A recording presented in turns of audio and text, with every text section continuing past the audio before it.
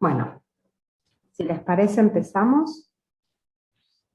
Hoy vamos a ver dos temas, ¿sí?, que ustedes estuvieron trabajando en el trabajo integrador.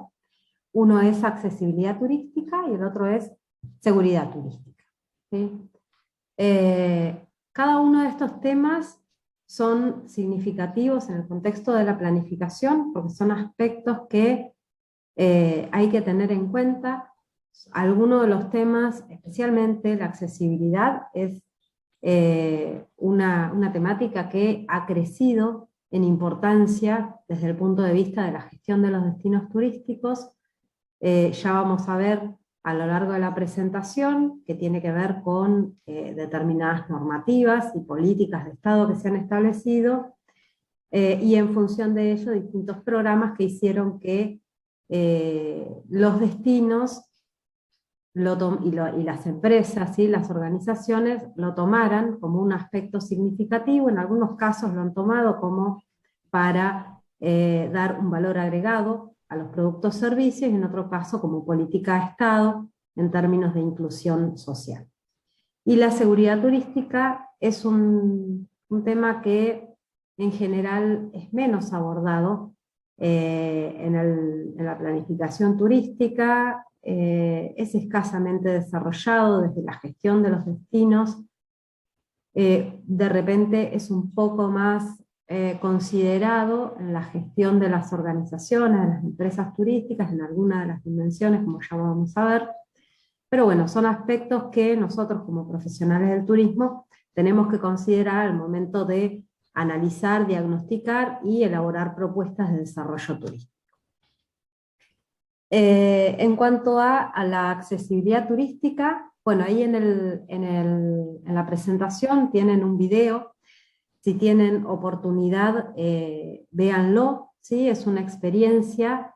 Si tenemos tiempo lo paso sobre el final, pero es un ejemplo muy, muy significativo desde el punto de vista de una persona con discapacidad, en silla de ruedas, y cómo vive y experimenta los destinos y los recursos, los atractivos que tienen condiciones de accesibilidad para personas con discapacidad. Creo que es muy... Hay una opción que después también se puede tildar para abrir varios Zooms en simultáneo. ¿Quién es Angie? Alguien no está muteado. Así que bueno, si pueden, miren el video porque es bastante figurativo del significado que tiene, ya desde el punto de vista de las personas con discapacidad, de la accesibilidad turística. Sí, Ann, no estás muteada. Ya para entrar en las definiciones, ¿no?, que se otorgan. Ustedes saben que hace 2 años la OMT declaró Año Internacional del Turismo, saben que todos los años la OMT tiene un lema, y ya hacía tiempo que venía trabajando en distintas comisiones en la accesibilidad turística. En términos del secretario general de la OMT, que no es el actual, es el anterior, Taleb Rifai. El actual tiene un apellido muy difícil, que no me lo acuerdo. La accesibilidad es un elemento crucial de toda política de turismo responsable y sostenible. Es una cuestión de derechos humanos y es también una extraordinaria oportunidad de negocio. Por encima de todo, debemos darnos cuenta que el turismo accesible no solo es bueno para las personas con discapacidad o necesidades especiales, es bueno para todos. En esta definición, ustedes tienen que saber que a lo largo del tiempo las definiciones, primero la consideración del tratamiento que se les ha dado en la sociedad de las personas con discapacidad ha cambiado sustancialmente, ¿sí?, en sus inicios respecto al tratamiento, ¿no? La accesibilidad, las personas con discapacidad en realidad no eran tenidas en cuenta, en términos sociales eran escondidas, no se pensaba claramente a partir de una política, escasamente eran tenidas en cuenta desde el punto de vista de la salud. hecho que ha cambiado sustancialmente en el mundo, ¿sí?, la concepción. En este sentido es importante que quede claro que nos referimos a las personas con discapacidad exactamente así, ¿sí? Por mucho tiempo se afirmaba que había que hablar de personas con necesidades especiales, bueno, en realidad eran todos títulos que se les iba poniendo en este proceso de dar un tratamiento justo a este segmento de la población. Hoy en día es aceptado y en nuestra legislación nacional también es como nos referenciamos a personas con discapacidad, ¿sí? En esta definición es importante que se lo vincula con, primero con una política turística, ¿sí? Por otro lado que se lo relaciona con el turismo responsable, que es otro aspecto que desde la OMT y todos los organismos nacionales han tomado como referencia, y creo que cada vez más se le va dando mayor contenido a esta idea del turismo responsable, que no tiene que ver solamente, como ya hemos hablado en algunas oportunidades, con el rol del sector público, sino también de los tomadores de decisión, sino también del turista propiamente dicho. Otro aspecto significativo en esta definición tiene que ver con la consideración del mismo en términos de derechos humanos, ¿sí? Comprender que todas las acciones que vayamos a llevar adelante en términos de planificación y gestión turística se debe tomar en general a la actividad turística como un derecho humano. Por lo tanto, es importante que lo hayan incorporado a esta definición. Hacen referencia también a la oportunidad de negocio. Esto podría ser discutible o no. Si pensamos en el turismo como una actividad económica, bueno, nada, claramente no sería discutible, pero si lo pensamos desde el punto de vista de la igualdad, la inclusión y los derechos, dar lugar al aspecto económico, ¿sí?, al negocio, por ahí hace que se pierdan de vista algunos valores que son sustanciales, más allá de la oportunidad de negocio. Ya vamos a ver un poquito más adelante algunas cuestiones que hacen a este aspecto de la definición. Y por otro lado, esta cuestión que nosotros, considerando todos estos aspectos que vamos a ver a lo largo de la clase de hoy, de la accesibilidad turística, comprender que cualquier acción que vayamos a llevar a cabo de planificación y gestión turística, considerando los principios de la accesibilidad turística, va a redundar en beneficios no solo para las personas con discapacidad, sino para todas las personas, para todos los turistas.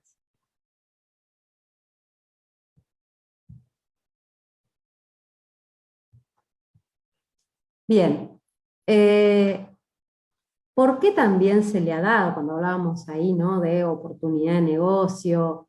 Bueno, porque también se han hecho cuentas, ¿no?, para poder incorporar esta cuestión a una definición de la OMT. Y esto tiene que ver con algunos cálculos que ha establecido la Organización Mundial de la Salud, quien estima que el 15% de la población mundial vive con algún tipo de discapacidad, ¿sí? Entonces, acá encontramos un segmento de demanda sustancial en términos de cantidad de turistas que que tienen derecho al disfrute del turismo y de la recreación.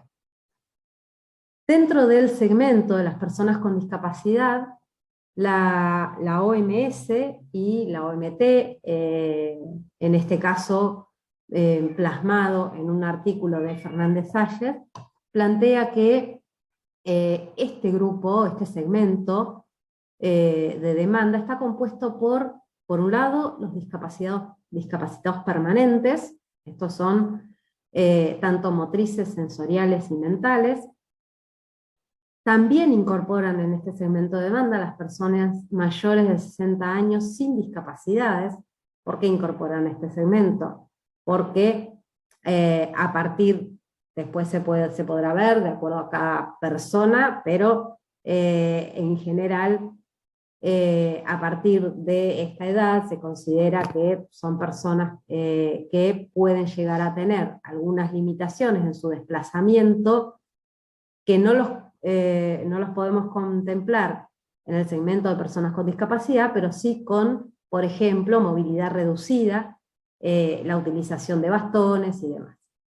Y por otro lado, incorpora también a los discapacitados temporales, ¿sí? Estos son personas que por determinados plazos temporales tienen limitaciones en algunas de sus capacidades, ¿sí? Acá se incluyen a las embarazadas, a las personas enyesadas, las que utilizan bastón. Esto quiere decir que tienen particulares necesidades respecto principalmente a las características arquitectónicas, el acceso a los recursos turísticos, a los atractivos turísticos, y que se dan en determinados momentos. También se incluyen acá, por ejemplo, a personas con cochecitos de niños, que van a tener requisitos de mayor espacio de desplazamiento, por ejemplo, y otras necesidades. Pero son temporales. Y en cuanto a las discapacidades, se consideran la motriz, la visual, la auditiva, la cognitiva, e incorporamos también las discapacidades de la alimentación. En general, ustedes van a ver que las directrices que vamos a ver más adelante van a tener que ver con las tres primeras, y tanto para la discapacidad cognitiva como de la alimentación no hay manuales que orienten a los prestadores de servicios turísticos o a los destinos para ofrecer ya sean circuitos o servicios turísticos que contemplen a estos últimos dos. En cuanto a la discapacidad cognitiva, porque tiene que ver principalmente con la forma en que se pone a disposición la información de los atractivos turísticos y la forma de vincularse, probablemente más relacionada con un guía de turismo, un personal de contacto, en cuanto a su vinculación con una persona con discapacidad cognitiva, y en cuanto a la alimentación, porque hay aspectos que tienen que ver con condiciones fisiológicas que hacen que una persona se encuentre condicionada en la capacidad de disfrute, especialmente en los servicios gastronómicos, que no solo se limita, por ejemplo, a un restaurante, un pub, sino también, por ejemplo, al servicio de comidas que se brindan en los transportes, ya sea un avión, tren, micros y demás, cruceros. Entonces, también lo incorporamos, también lo consideramos.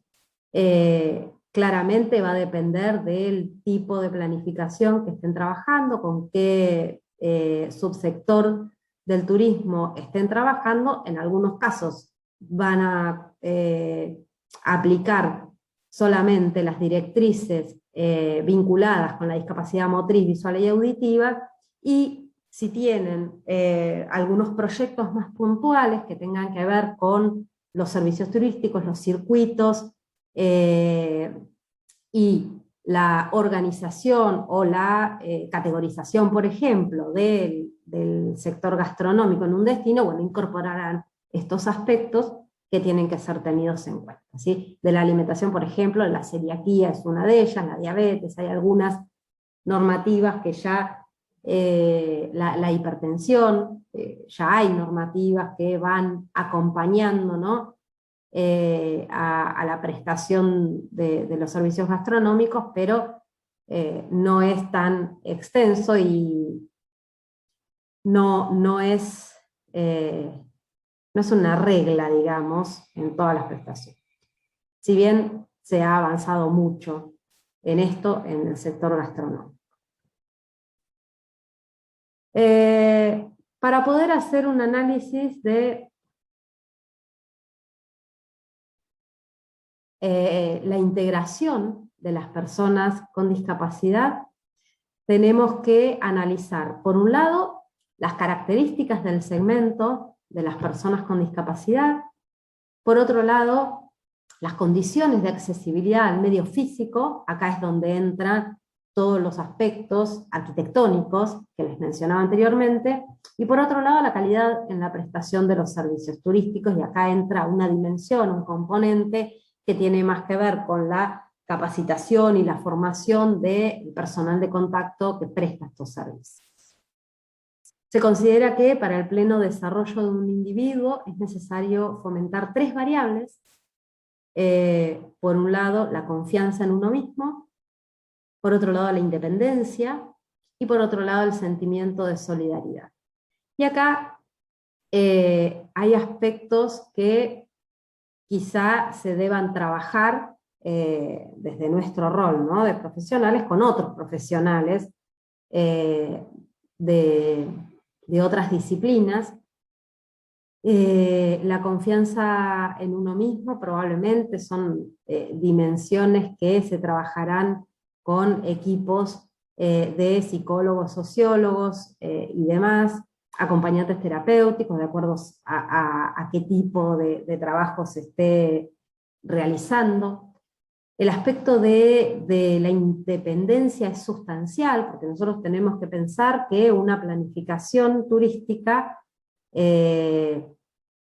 pensada desde el punto de vista de la accesibilidad tiene que permitir que la persona con discapacidad pueda acceder a los atractivos de manera independiente y a los servicios, de manera independiente. ¿Por qué digo esto? Porque más adelante vamos a ver cuáles son, pero una de las características es que, dado el escaso desarrollo en el sector servicios, o en algunos de los sectores de servicios, de condiciones de accesibilidad, las personas con discapacidad tienen que estar acompañadas de otras personas, y eso lleva a que, tanto en la interrelación del prestador de servicios con el turista, como en la planificación y las condiciones de accesibilidad a partir de determinados elementos arquitectónicos, se piense en que se pueda acceder, pero en muchos casos ese acceso se da, y lo que se hace es facilitar el acceso a personas con discapacidad que tienen ayuda de un familiar, un amigo, ¿sí? Entonces es importante que entendamos que la accesibilidad y todas las condiciones de accesibilidad que pensemos tienen que priorizar la independencia de la persona con accesibilidad. Y el sentimiento de solidaridad, porque como vamos a ver más adelante también, tiene que ver con una cuestión de conciencia social y cómo miramos al otro.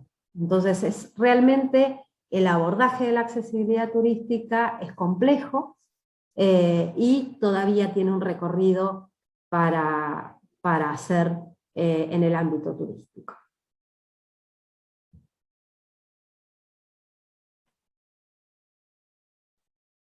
Existen 3 etapas de integración.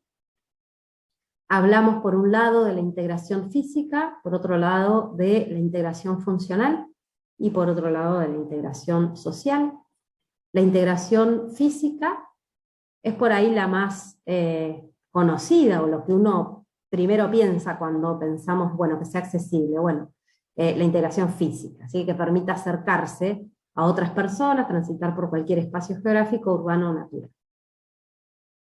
Pero también tiene que haber una integración funcional, esto es, que le permita coordinar los distintos servicios y que no permita una discriminación con las personas sin movilidad restringida. Y por último, una integración social, que es la más difícil y la más compleja, utilizando los diferentes servicios y atractivos a través de la cooperación entre las distintas personas intervinientes en el desarrollo de la actividad turística, basándose en sus intereses mutuos. En el medio construido existen ciertos impedimentos arquitectónicos y urbanísticos que marginan a un grupo importante por la existencia de barreras en el medio urbano. Entonces, es una cuestión física, pero también tenemos que considerar estos aspectos funcionales y sociales que son mucho más complejos y que son procesos mucho más largos que se están transitando, pero que hay que profundizar para tener una oferta turística realmente accesible. También sabemos que hay determinados atractivos o espacios, ¿sí?, de determinados servicios turísticos que ya tienen sus construcciones, ¿sí?, sobre todo cuando hablamos de la integración física, ¿no? Para esto hay algunas estrategias que se plantean para superar estas barreras que existen. Por un lado está la aplicación del diseño universal. En este sentido, lo que plantea es que se planifique y se construya el entorno físico de forma tal que nadie quede excluido de su acceso, ¿sí? Hay directrices, hay medidas, hay graduaciones, hay ángulos de inclinación, ya lo vamos a ver. Pero esto tiene que ver con el diseño de determinada infraestructura, ¿sí?, desde su origen.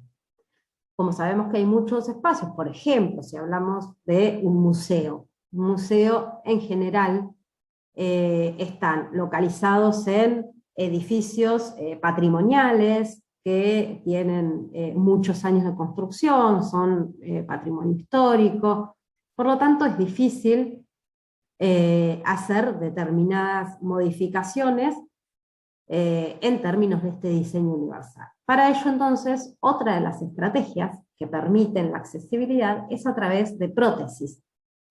Esto es, elementos que van a permitir acceder a esos espacios que no tuvieron un diseño universal, pero que se están tomando acciones para que sí puedan acceder todas las personas. Y el ejemplo clásico son las rampas para acceder a los edificios. Para las rampas también hay determinada extensión, determinado ángulo de inclinación, determinado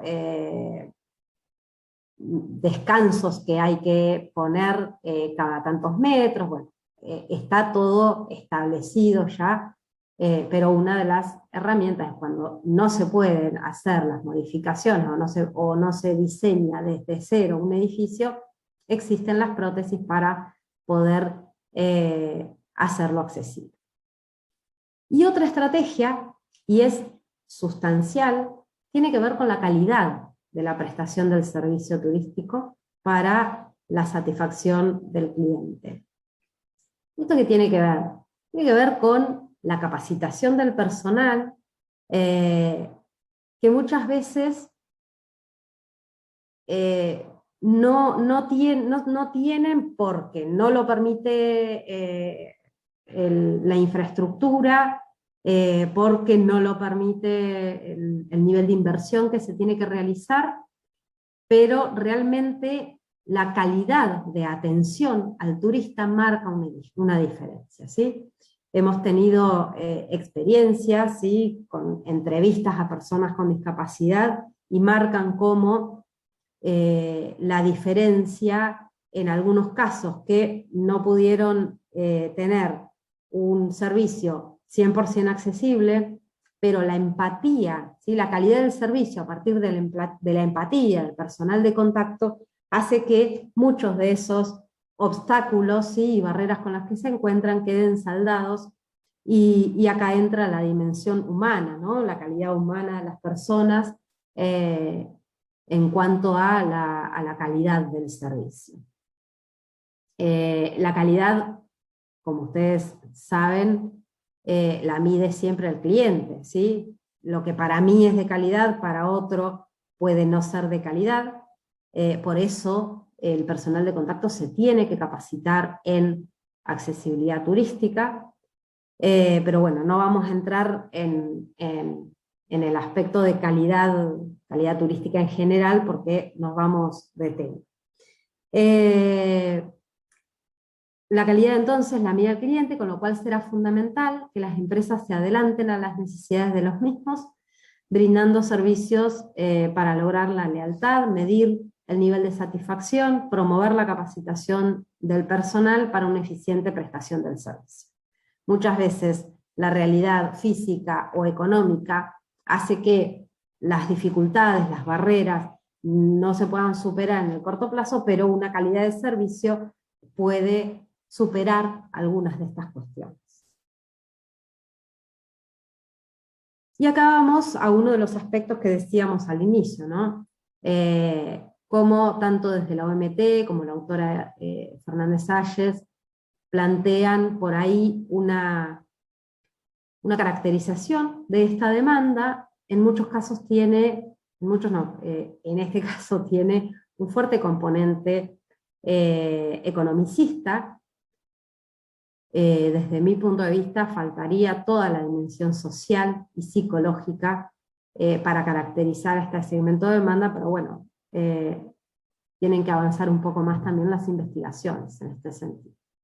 Lo que propone la autora en términos de beneficios del turismo accesible, que hay 4 puntos principales que tienen que ver con la cuota de mercado, cuyo aumento contribuye al incremento en la rentabilidad empresarial en destinos y sitios emisores. ¿Se acuerdan cuando dijimos? El 15% de la OMS decía, el 15% de la población mundial en algún punto tiene alguna discapacidad, con lo cual es una cuota de mercado importante.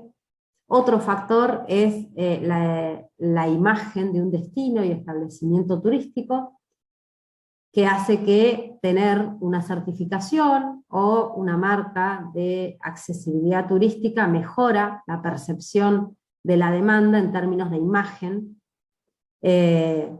Si lo pensamos solamente desde ese lugar, suena frívolo, porque la accesibilidad pasa por otro lado, pero en términos de poder transmitir a los prestadores de servicio, que obviamente lo que hacen es plantear la rentabilidad de su negocio, son aspectos que habitualmente se mencionan como beneficios de esta modalidad turística, como uno de los aspectos para convencerlos, ¿no?, a pensar en la accesibilidad turística, a invertir en modificaciones para eliminar las barreras y en capacitación de sus empleados. Otro factor es la demanda multicliente, porque le decía, en general la persona con discapacidad viaja acompañado, porque no es tan habitual que todo el destino sea accesible, por lo tanto siempre terminan necesitando de alguien que los ayude a acceder a los distintos servicios. Por lo tanto, por cada turista con discapacidad, al menos viaja con un acompañante. Por lo tanto, del 15% de la población mundial lo llevamos ya a un 30%, entonces entiendan la dimensión que adquiere este segmento de demanda. Y por otro lado es el factor de estacionalidad. Lo que plantea la autora es que este segmento favorece a la desestacionalización de los destinos, porque por sus propias características y por las condiciones que se encuentran los destinos y los servicios, en general viajan fuera de la temporada alta, que les permite un mejor disfrute de los distintos servicios. Por lo tanto, lo plantean como un elemento favorable. Personalmente, creo que nosotros tenemos que pensar en este segmento de demanda no como un elemento para desestacionalizar la demanda y la oferta del lugar, sino que tienen que tener posibilidades de disfrutar de igual modo que una persona que no tiene discapacidad. ¿sí? Pero bueno, estos son, como les decía, procesos, cambios de mentalidades y demás. Por otro lado, la accesibilidad, ¿por qué ponemos también estos dos temas? ¿No? Porque tanto accesibilidad como seguridad van de la mano en algún punto. En este sentido, se considera que si nosotros a las distintas acciones de accesibilidad le incorporamos acciones de seguridad turística, los riesgos que pueden presentarse en el destino para el turista con discapacidad van a ser menores, ¿sí? Se reducen los riesgos. Entonces, ¿en qué aspectos se vinculan la seguridad y la accesibilidad turística? Bueno, tanto en la seguridad pública, ¿sí? En términos del desplazamiento, de la vida pública en los espacios públicos, social, médica, tiene que ver con tanto las normativas como las coberturas que se hace desde los distintos sistemas de obras sociales, por ejemplo, también de seguridad informativa y de facilitación, económica, ¿sí? De servicios turísticos, en los eventos, seguridad vial y de transporte, seguridad ambiental. No voy a avanzar en cada uno de estos aspectos porque después los vamos a ver en la otra presentación, pero bueno, sepan que siempre tenemos estos aspectos de la accesibilidad y la seguridad turística. Ustedes piensen, una persona con discapacidad tiene un grado de vulnerabilidad mayor que una persona que no tiene discapacidad, por eso es que los conceptos, la conceptualización de la seguridad es parte de las propuestas de accesibilidad que se establecen. El turismo accesible, como les dije al inicio, tuvo una evolución en su conceptualización, pasa de una adaptación del entorno turístico, independientemente de la discapacidad, al concepto de integración basado en el diseño universal o diseño para todos. En términos de Darcy Dixon, el turismo accesible permite a las personas funcionar de manera independiente, con equidad y dignidad, ¿sí? Dignidad, equidad y dignidad. Esto también lo tenemos que tener presente, a través de la prestación de los productos, servicios y entornos turísticos basados en el diseño universal. En cuanto a las ventajas de pensar y planificar en términos del turismo accesible, tenemos por un lado el aumento de la calidad de vida y el pleno disfrute de servicios turísticos, como les dije anteriormente.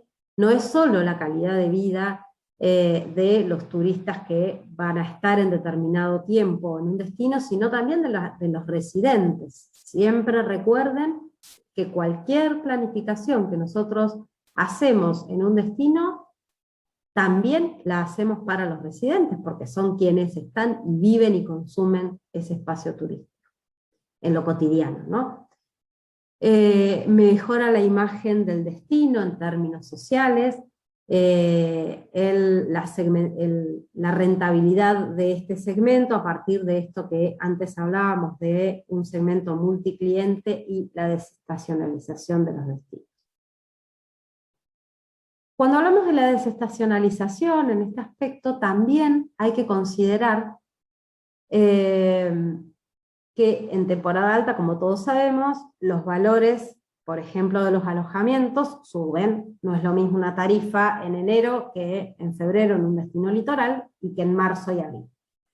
En este sentido, resulta que cuando sí hay, por ejemplo, alojamientos que son accesibles, vamos a ver que en general son hoteles de 4 y 5 estrellas con la tarifa correspondiente. Por lo tanto, el acceso a esos alojamientos se ve limitado para un segmento importante de estas personas con discapacidad. Cuando los precios bajan, porque ya no es temporada alta, esta demanda accede a esos servicios que en temporada alta aumentan sus tarifas y que fuera de la temporada, como son menores, pueden acceder y cuentan con la accesibilidad necesaria. Por eso también se habla de que contribuye a la desestacionalización, porque en general optan por los meses de marzo, abril, bueno, y depende del tipo de destino, ¿no? Pero si hablamos de los típicos destinos litorales, tiene que ver con eso. En cuanto a la normativa que existe en la Argentina, es suficiente, o sea, hay normativa, pareciera suficiente, pero de repente lo que falta, y lo vamos a ver un poco más adelante, son los controles, ¿no? Son las exigencias y la reglamentación de cada una de estas leyes y el alcance de esas reglamentaciones, que son las que en definitiva van a establecer cuáles son los medios de control de cumplimiento o no. Tenemos desde el año 81 el sistema de protección integral para personas discapacitadas.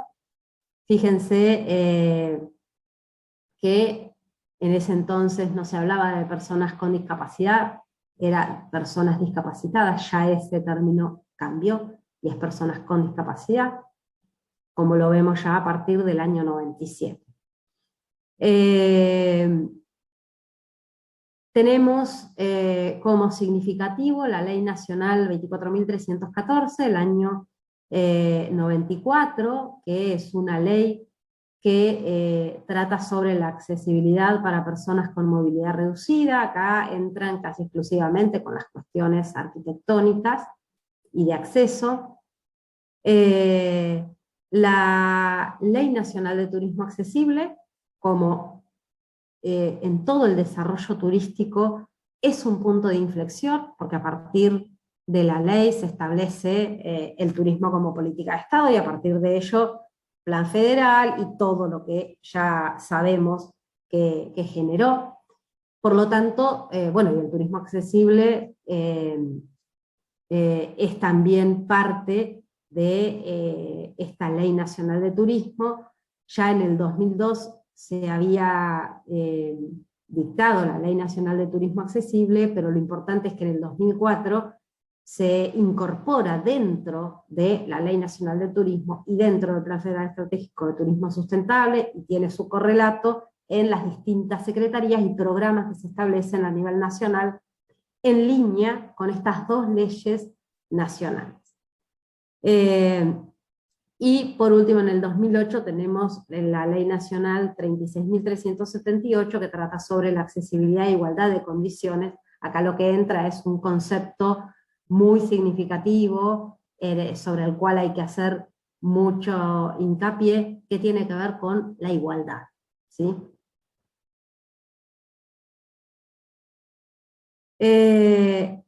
En cuanto a las políticas públicas, ¿sí? y la accesibilidad, sabemos que las políticas públicas son acciones colectivas racionales, diseñadas en el ámbito de lo público, encaminadas a resolver problemas o asuntos de interés público de una comunidad en específico. No vamos a entrar puntualmente en estos aspectos, porque ya los vieron en el seminario de políticas.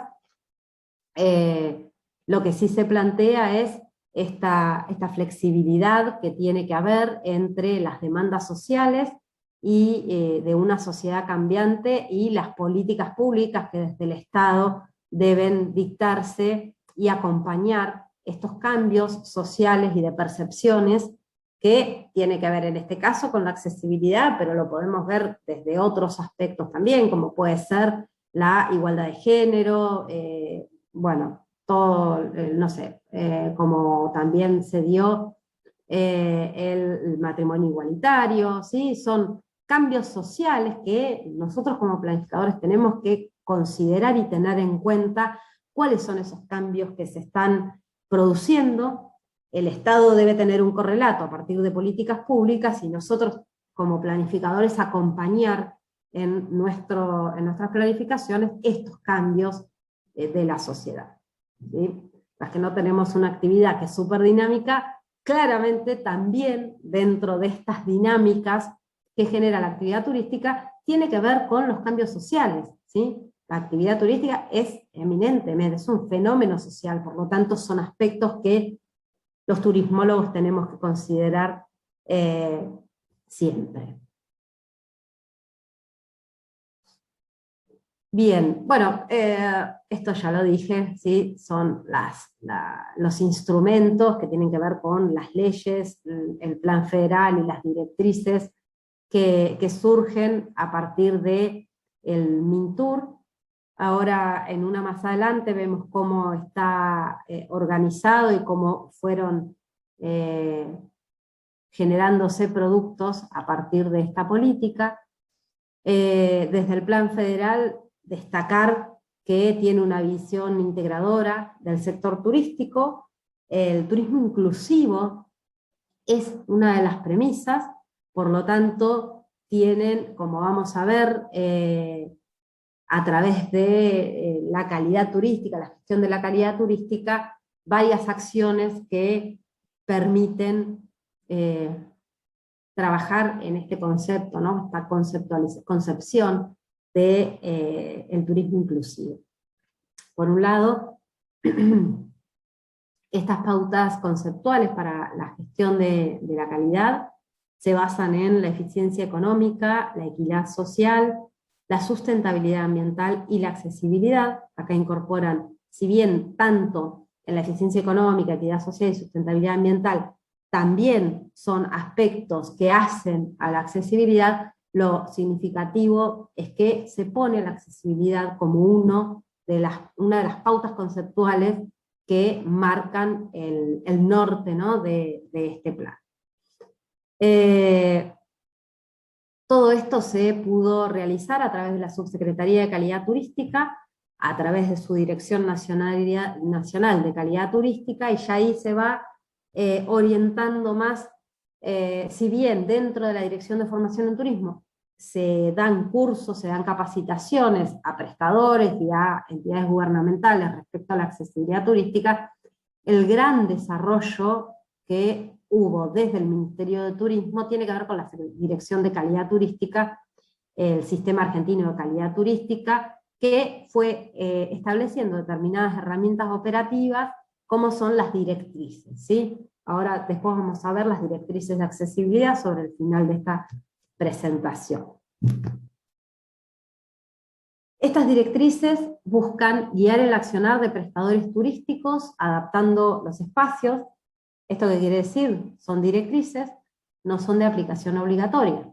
Por eso digo, cuando hablábamos de, si bien tenemos normativas, tenemos manuales, tenemos directrices, bueno, los manuales y directrices son orientativos, son voluntarios, con lo cual no nos asegura que todos los prestadores las tomen como referencia. De hecho, la gran mayoría desconoce la existencia de estos instrumentos para planificar y gestionar sus organizaciones. Promover sistemas de calidad inclusivos, busca también lograr la inclusión de todos los usuarios, busca capacitar a los recursos humanos y concientizar a los actores involucrados en la actividad turística. Los destinatarios de estas directrices, estos instrumentos, son los espacios recreativos o deportivos, gastronómicos, culturales, naturales y turísticos.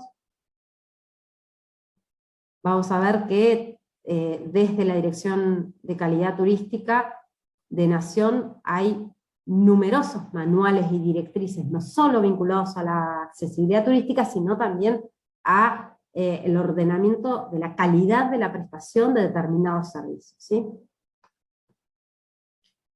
Actualmente tenemos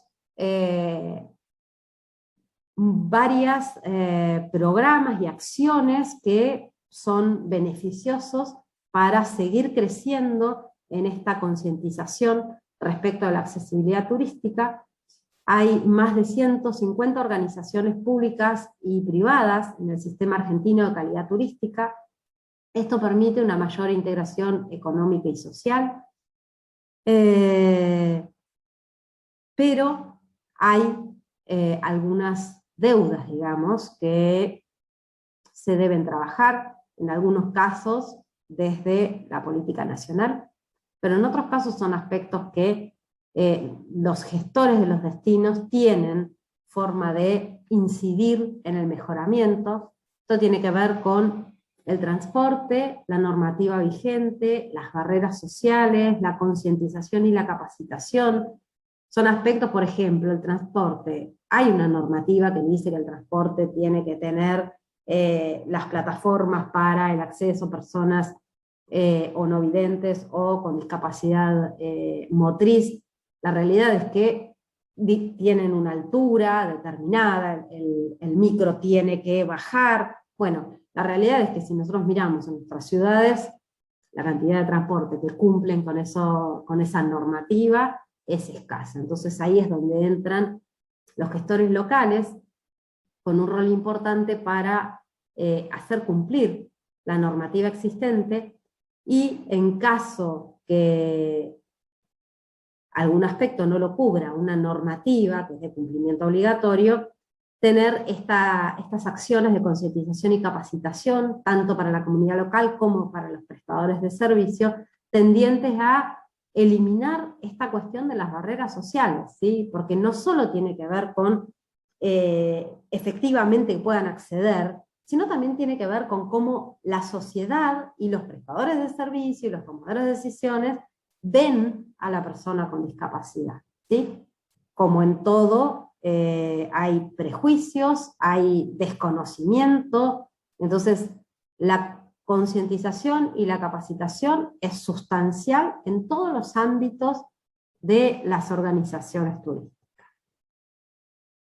A partir de estos programas de la Dirección Nacional de Calidad Turística, hay 14 provincias que han acreditado, ¿sí?, accesibilidad turística, 171 organizaciones han sido destacadas. Hay 7 destinos que se destacan, y estos son importantes porque estos destinos destacados son destacados por parte no de la Dirección Nacional de Calidad Turística, sino desde una página web que tienen las personas con discapacidad. Entonces, estos destinos que nosotros vemos acá son destinos que personas con discapacidad han visitado y los consideran accesibles, ¿sí?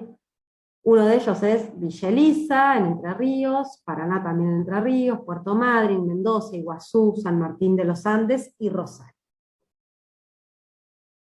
Acá tenemos algunas imágenes de destinos accesibles. Uno de los que mejores condiciones de accesibilidad tiene y que mayor trabajo ha hecho es el Parque Nacional Iguazú. Como vamos a ver, las áreas protegidas tienen un gran trabajo respecto a la accesibilidad turística, pero también hay otros destinos que, sin ser áreas protegidas, han apostado por la accesibilidad y han capacitado y concientizado a sus prestadores de servicios para que el turismo sea accesible a todos.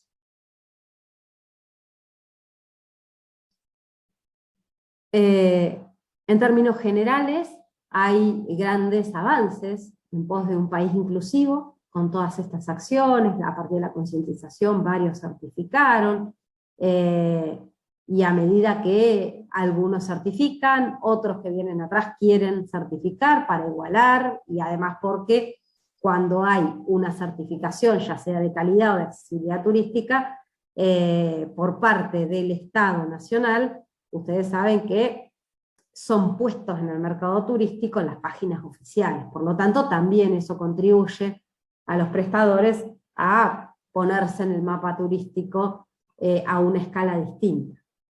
Hay un trabajo mancomunado de los sectores públicos y privados, eso también es un aspecto positivo de cómo está haciendo el desarrollo del turismo accesible en la región. Hay uso de herramientas eficaces para la gestión de un turismo inclusivo. Hay operadores turísticos más capacitados y destinos más inclusivos, que no tienen que ver solamente con las áreas protegidas, sino que otros destinos también lo han hecho a otras escalas, a una escala más local. Y hay algunos aspectos que todavía se debe poner la lupa, ¿no? Y hacerles un seguimiento y mantener un compromiso en relación a ellos. Por un lado tiene que ver con la necesidad de una mayor concientización y respeto por el otro. Estos son valores sociales que llevan mucho tiempo, muchas veces son generaciones que tienen que pasar para que se cambie esta mirada, ¿sí? Si ustedes ven una persona mayor, ¿sí? Un adulto mayor y un niño, por ejemplo, la concepción que se tiene respecto de la igualdad de género es sustancial. Yo lo veo, por ejemplo, con mis sobrinos, ¿no? O sea, esa cuestión está en su ADN, ¿sí?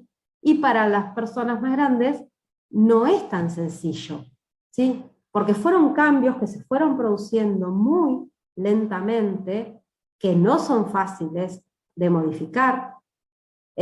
Por lo tanto, hay que seguir insistiendo en esta cuestión de la concientización. Una persona con discapacidad no es alguien a quien hay que esconder, simplemente hay que atender igual que al resto, ¿sí? Por eso el respeto por el otro y la concientización tiene que ser una deuda pendiente siempre, no se puede abandonar ese aspecto en términos de accesibilidad turística. También deberían haber líneas de crédito para infraestructuras y equipamientos accesibles, esto es, no solo establecer leyes y políticas, porque si no va acompañado con líneas de financiamiento, no siempre es fácil para los prestadores adecuarse a estas nuevas realidades, ¿no? O normativas. Y por último, la aplicación, la necesidad de una aplicación obligatoria de las directrices a nivel país. Entonces, eso ayudaría a que cualquier servicio cumpla con los mínimos requeridos de accesibilidad turística. Bien. Tenemos entonces las directrices de accesibilidad de alojamientos turísticos, es uno de los productos del Ministerio de Turismo, que se hizo en el 2008, y las directrices de accesibilidad en servicios turísticos, que se elaboró en el año 2010. Se las define como pautas voluntarias de acción, por eso decíamos que el tema de convertirlas en obligatorias es importante, pero bueno, son guías, son modelos que se recomiendan y que dependemos de la voluntad de los prestadores para que realmente sean efectivas. Constituyen un marco de referencia para la implementación de prácticas adecuadas que promuevan el uso sustentable de los recursos, tanto naturales como culturales, y el respeto a la comunidad involucrada, brindando óptimos beneficios a las partes interesadas. Estas directrices abarcan diversos aspectos que tienen que ver con la arquitectura, la comunicación, la iluminación y la señalización, la seguridad, la capacitación del personal y su aplicación, ¿sí? Estos son todos los aspectos que para cada una de estas dos directrices se aplican. Si ustedes miran directrices que no sean de accesibilidad, que sean por ejemplo de calidad, siempre van a estar organizadas en aspectos para que, porque al final ponen unas guías de autoevaluación, como son voluntarias. Lo que se hace en estos manuales es al final poner una guía de autoevaluación para que el propio prestador diga cumplo, cumplo, no cumplo, no cumplo, y tenga una idea de, bueno, cuáles son sus falencias, cuáles son sus fortalezas, y en función de eso proyectar las mejoras que se deban hacer. Así que, y lo divide en aspectos para no perder, ¿no? Todas las dimensiones que se debe considerar en cuanto a la accesibilidad turística. Acá tenemos algunas algunos ejemplos, ¿sí? No los voy a leer todos, ustedes lo tienen en el Power, los pueden chequear, están los manuales para que ustedes puedan acceder. Pero, por ejemplo, tenemos respecto al estacionamiento, cuáles son primero, dónde debe estar ubicado, cada cuántos espacios de estacionamiento debe haber uno accesible, cuáles son las dimensiones de ese espacio, cómo debe estar señalizado ese espacio, cómo tiene que solucionarse los aspectos de accesibilidad, ¿sí? Todo eso está establecido en este manual de directrices en relación al estacionamiento. También propone las características de las veredas y senderos. Esto para nosotros es importante, primero porque sabemos que en los destinos hay, o tanto para el sector privado, hay complejos de alojamientos que tienen senderos que comunican, o simplemente porque tenemos determinado espacio natural que tiene senderos por donde se desplazan los turistas. Bueno, para este tipo de elementos, ya sean veredas o senderos, tiene características propias, ¿sí? De ancho mínimo, de condiciones de construcción, de los materiales con que se construye. También indica cada cuánto se deben incorporar descansos, ¿sí? Ya sea un espacio al lateral de ese sendero o esa vereda, con o sin, no me sale, bancos, ¿sí? Por ejemplo, porque no es solo para personas con silla de ruedas, sino que también puede ser para una persona que va con un bastón, o que, aunque no utilice silla de rueda o bastón, porque estamos hablando del segmento de adultos mayores, requiere cada tantos metros un espacio para el descanso. Por otro lado, también plantea directrices respecto al acceso al edificio.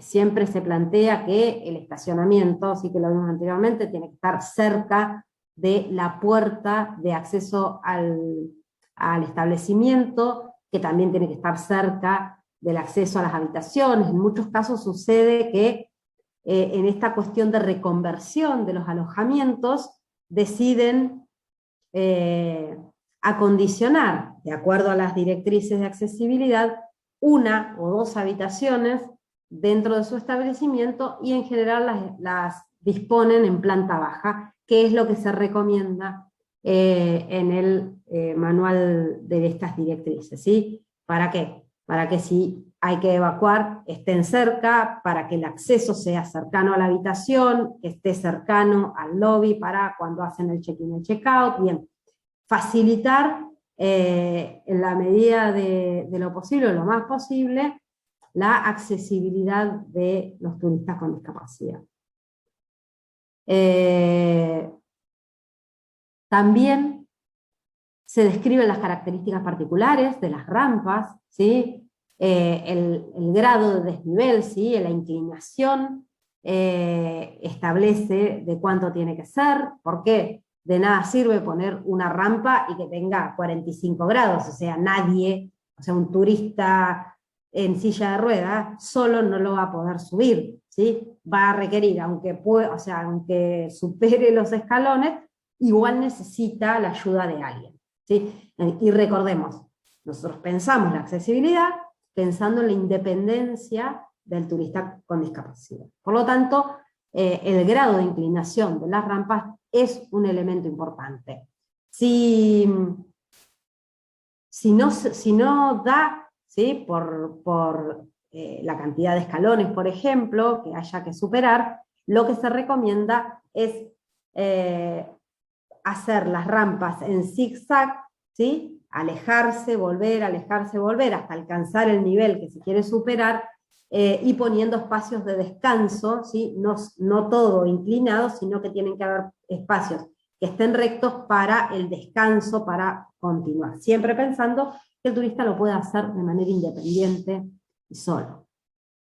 Bien, está las alturas, que las rampas también tienen que contar con las barandas, que las superficies tienen que ser antideslizantes, incluso aunque no sean rampas, los escalones, si existieran, también tienen que ser antideslizantes, creo que lo vemos un poquito más adelante. Otro de los aspectos, y esto ya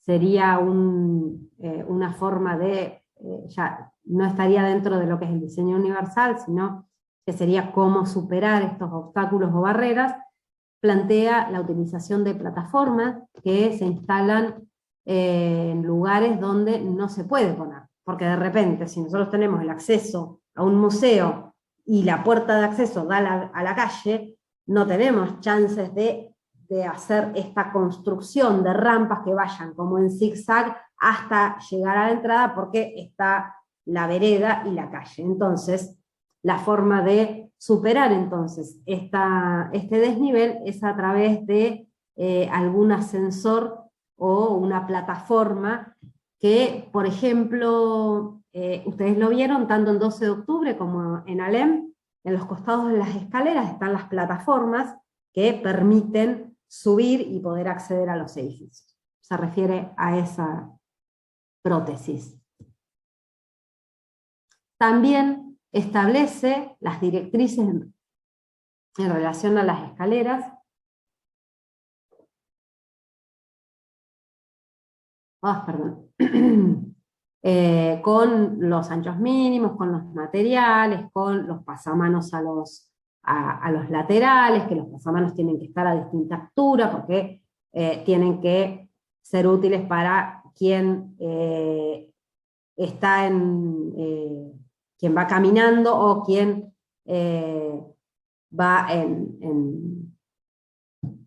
no, para personas de baja estatura, porque también las personas de baja estatura se consideran personas con discapacidad, entonces por eso tenemos, ya vamos a ver más adelante, el tema de los mostradores a distinta altura, lo mismo tiene que ver con las barandas a distinta altura. También hay directrices que tienen que ver con las medidas y las características de la botonera y el espacio interior para que una silla de ruedas pueda circular y girar para acceder, subir y bajar del ascensor, y las características que tiene que tener las botoneras y la altura a la que se puede, que no solo tiene que ver con la altura por una persona con silla de ruedas, sino que también tiene que estar en braille para cuando se trate de una persona con disminución visual o ceguera. También tenemos directrices en relación a las puertas, al ancho, ¿sí? A la altura del picaporte, los pisos, cómo tienen que ser, tanto los interiores como los exteriores, ¿sí?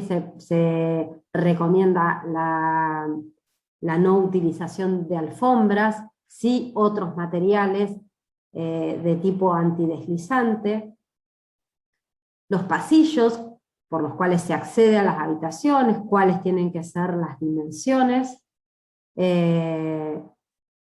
las características del lobby, del hall de ingreso al establecimiento, la altura y profundidad de los mostradores de recepción. Ahí hay algunas imágenes que muestran el porqué, ¿no? Y cómo se facilita tener dos alturas para una persona de baja estatura o una persona en silla de ruedas, y en la segunda muestran cómo salvar, si no se puede poner un mostrador a otra altura, poner algún suplemento que permita que el turista, cuando va a hacer el check-in, pueda escribir y firmar a una altura razonable. También tenemos directrices respecto a sala de exhibición de objetos. Esto es súper interesante, acá está sintetizado, pero si lo pueden leer, léanlo, porque tiene que ver con las alturas, tiene que ver con la iluminación, tiene que ver con el sonido, no es solo en relación a la accesibilidad física, ¿sí? Después igual esto se retoma un poco más adelante cuando veamos las otras discapacidades, ¿no? Pero está bien establecido y es interesante para hacer evaluaciones, ¿no? de distintos museos y salas de exposición respecto de cuánto cumplen con la accesibilidad y cuánto no.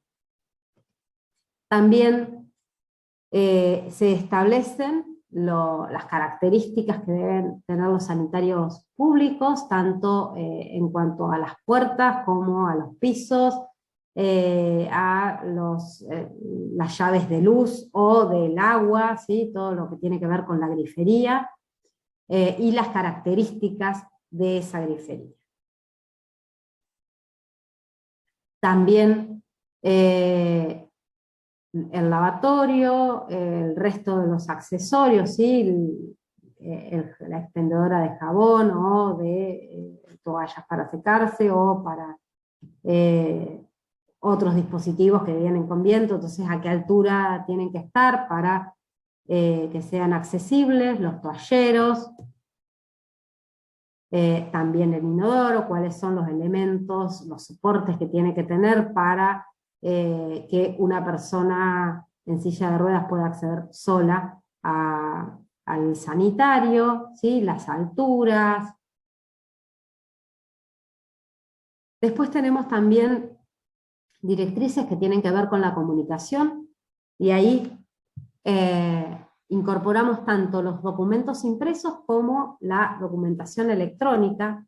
Los impresos va a tener que ver más que nada con la accesibilidad vinculada con la visión, ¿sí? Entonces, por un lado, se plantea que, no sé, la información, la cartelería, la folletería, las cartas de los menús en un restaurante estén en braille y en formato aumentativo para aquellas personas que sí ven, pero que tienen baja visión.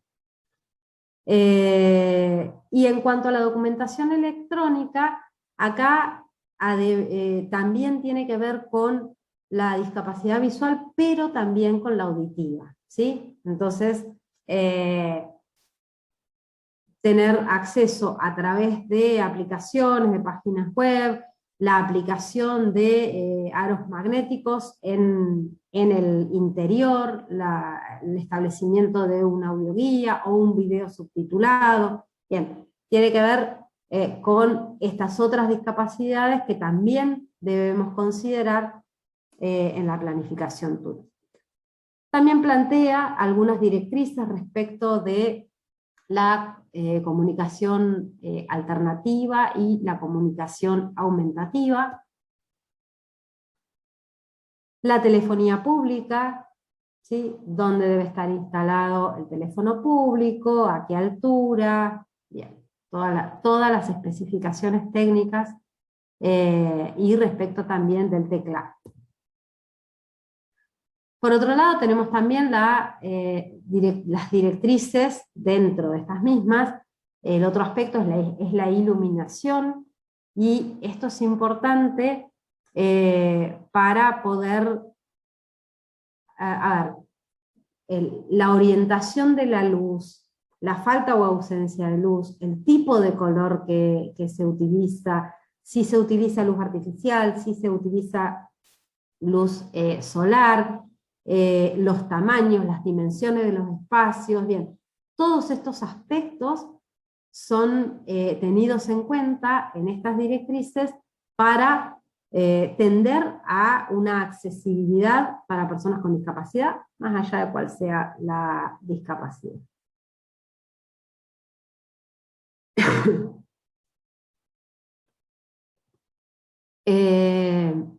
Puede ser entonces de esta señalización de información visual o información táctil.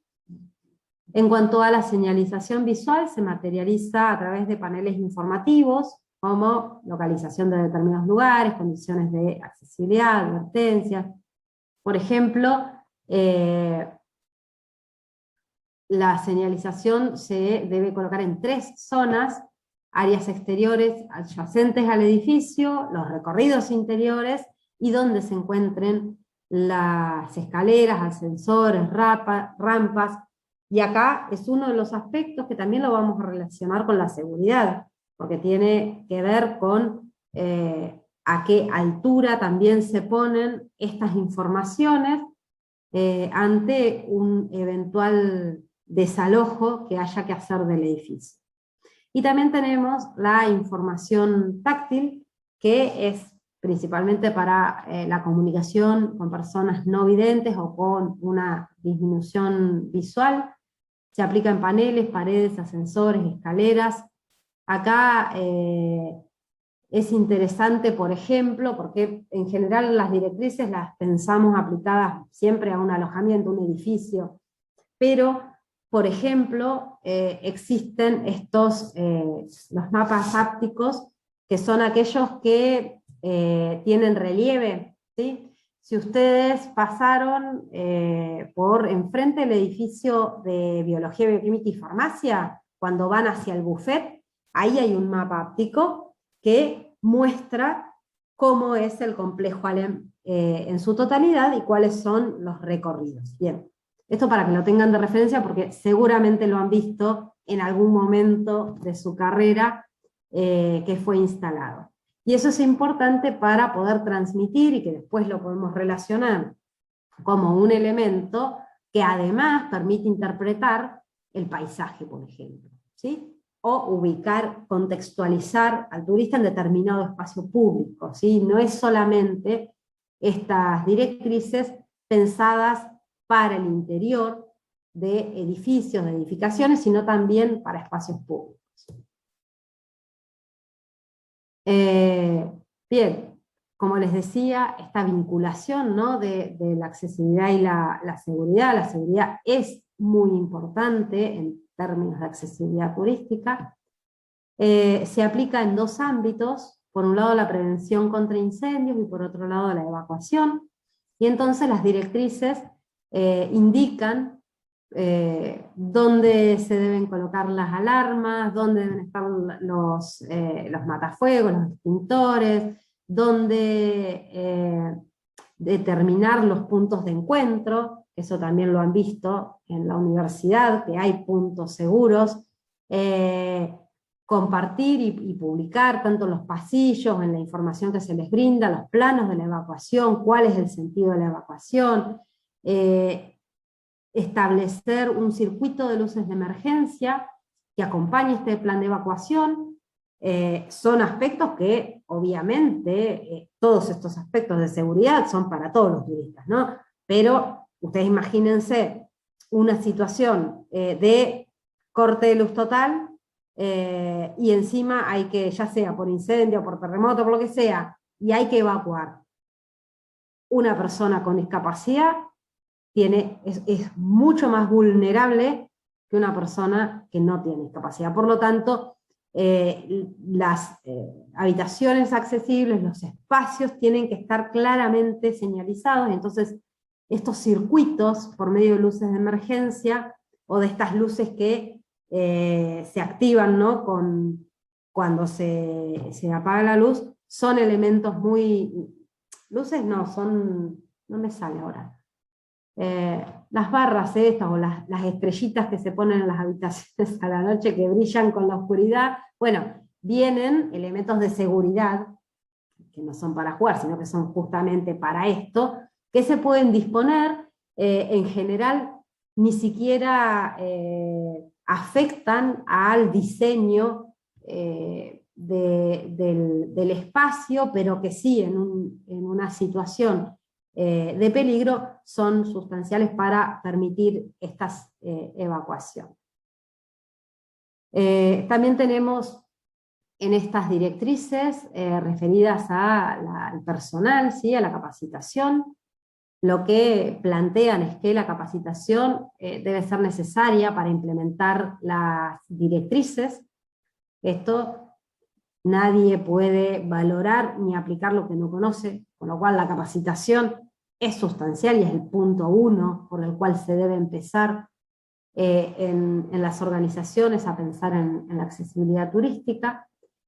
Tiene algunas recomendaciones generales, ¿sí?, vinculadas al trato del personal de contacto con las personas con discapacidad, y tiene que ver con la naturalidad, el respeto, el sentido común, la buena atención. Acá también se mezcla, ¿no?, con esta cuestión de la calidad de atención al turista. Esto es importante porque incluso sin una persona que no tiene capacitación, sensibilización, y no está acostumbrado a tratar con personas con discapacidad, no por prejuicios ni por mala voluntad, simplemente el propio desconocimiento hace que se paralicen, ¿sí?, y que no se los trate con naturalidad, que se piense que se está tratando con respeto y no se los está tratando con respeto, ¿sí? ¿A qué voy con esto? Si nosotros estamos con una persona con discapacidad, nosotros, personal de contacto, tenemos que hablarle a esa persona, nuestro turista, ¿sí?, no hablar con el acompañante, ¿sí? Por ahí uno considera que hablando con el acompañante lo saca de una situación incómoda a uno mismo y al turista con discapacidad, y en realidad lo toman como una falta de respeto. Entonces, bueno, hay muchos aspectos que tienen que ver con estas recomendaciones generales que son importantes y que se dan en estas capacitaciones y sensibilizaciones, y el sentido común, ¿no? O sea, aplicar el sentido común de cada uno para, ante el desconocimiento, poder resolver una situación. Bien, ¿cuáles son estas personas? Discapacidad física, ya sea temporaria o permanente, personas baja estatura, otros tipos de discapacidad, o por ahí no son discapacidades, son limitaciones, pero tienen que ser capacitados en todos estos aspectos para que este aspecto, ¿no?, de naturalidad, que es uno de los primeros que se plantean en las directrices, realmente los puedan llevar a cabo el personal de contacto. Hay algunas recomendaciones del trato hacia el segmento de turistas con movilidad reducida, por ejemplo. Plantea que el establecimiento disponga de algunas sillas de ruedas para ofrecer durante la visita o durante la estadía, depende de qué se trate. En compañía de una persona que camina despacio, se debe ajustar el paso al ritmo de la misma, ¿sí? Si yo estoy acompañando a hacer el check-in a alguien, acompañando a la habitación, o porque estoy guiando en una excursión, tenemos que respetar el tiempo de esa persona, evitar apresurar a la persona y evitarle posibles empujones. Esto también de evitar apresurar tiene que ver con la comunicación también, ¿sí? No es solo cuando uno se está desplazando, sino que permitir que esa persona se comunique, ¿sí?, en el tiempo que se deba comunicar. Y esto tiene que ver con algunas discapacidades de tipo cognitivo, ¿sí?, o personas con tartamudez, por ejemplo, o personas gangosas, ¿sí? Esto de no apresurar, de dar el espacio, de acompañar. Lo sustancial en estos momentos es que yo, personal de contacto, mantener la tranquilidad para que ese contacto y esa comunicación fluya. Muchas veces no entendemos a alguien porque nosotros nos ponemos nerviosos y eso hace que no nos podamos comunicar. No se debe separar nunca a la persona de sus muletas, bastón, ¿sí?, cualquier elemento que le ayude a desplazarse. En caso de querer ofrecer ayuda, consultar siempre a la persona antes de realizar cualquier acción.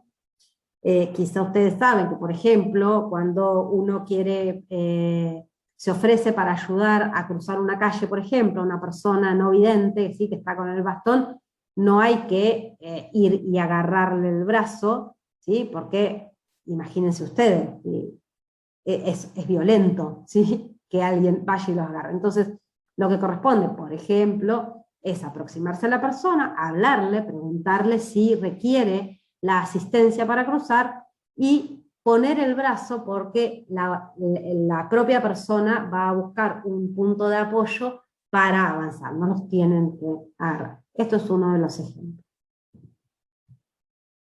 También hay algunas recomendaciones para personas que usan sillas de rueda. Como les dije, bueno, para personas con silla de rueda y cualquier otra, ¿no? Siempre dirigirse a la persona en cuestión, a no ser que sea imposible comunicarse con alguna discapacidad cognitiva muy acentuada, sino siempre dirigirse a la persona en cuestión. Para hablar con una persona que utiliza silla de ruedas hay que situarse de frente y en lo posible a la misma altura.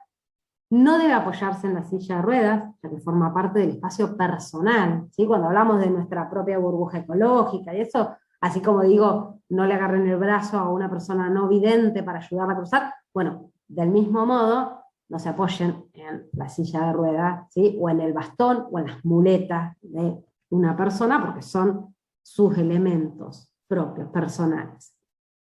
No empujar la silla demasiado deprisa ni girarla bruscamente. En un terreno desigual se debe inclinar la silla sobre las ruedas traseras hacia atrás para salvar un escalón, por ejemplo. Acá tenemos ya en las directrices del 2010, que es de servicios turísticos, también incorpora directrices respecto a la oferta gastronómica. Tiene que ver con las dimensiones, las alturas, la profundidad y todos los aspectos que tienen que ver con requisitos de accesibilidad en espacios gastronómicos. Y bueno, estos son algunos de los ejemplos con los que se van a encontrar cuando hablamos de accesibilidad, y consulten estos manuales. Están las guías de autoevaluación, que son muy, pero muy útiles, porque nos da la pauta de cómo estamos, ¿sí? Y en función de eso, realizar propuestas, hacer mejoras, plantear estrategias.